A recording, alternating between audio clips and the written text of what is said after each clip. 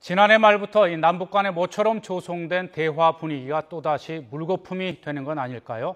이 소니 영화사 해킹에 대한 미국의 이 대북 제재 조치라는 돌발 변수 때문인데요. 남북 양측은 일단 조심스러운 태도를 보이고 있지만 미국의 대북 제재가 영향을 미칠 것이라는 분석입니다. 함영건 기자입니다.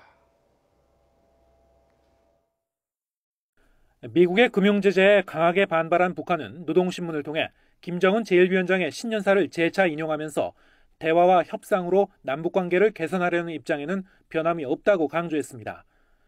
대화와 전쟁 연습은 양립될 수 없다면서 한미연합훈련의 중단을 거듭 요구했지만 대남 비방은 수위를 조절하는 모습이 역력했습니다. 정부는 미국의 대북 제재 조치를 적절한 대응이라고 평가한 반면 남북관계에 미칠 영향에 대해서는 신중한 입장을 나타냈습니다.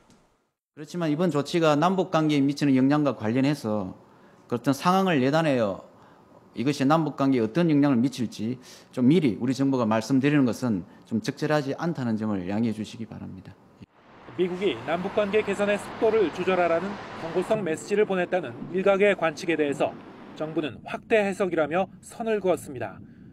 이번 대북 제재 조치 이전에 한미 간 많은 협의가 있었기 때문에 남북 대화에 제동을 걸려는 의도로 보기는 어렵다는 겁니다. 오히려 공화당이 장악한 의회와 정책적인 타협점을 찾기 위해서 북한을 제재의 표적으로 삼은 측면이 크다는 설명입니다. 기존의 오바마 정부의 대북 강경 제재 조치에서 큰 기조상의 변화가 없는 것이지 않느냐. 그래서 남북 대화를 의식한 것이라기보다는 미국 자체 내의 어떤 정책적인 결과이다. 이렇게 보여집니다. 하지만 오바마 행정부가 추가적인 대북 금융 제재를 예고했고 우리 정부도 한미 공조 차원에서 동참해야 할 경우 남북 대화 추진에는 부담으로 작용할 수 있습니다. 한미 동맹과 남북 관계 사이에 줄타기 해야 하는 정부의 고민이 깊어지면서 올 상반기 한반도 정세는 어느 때보다 예측하기 어려운 상황이 전개될 것으로 보입니다. YTN 함영건입니다.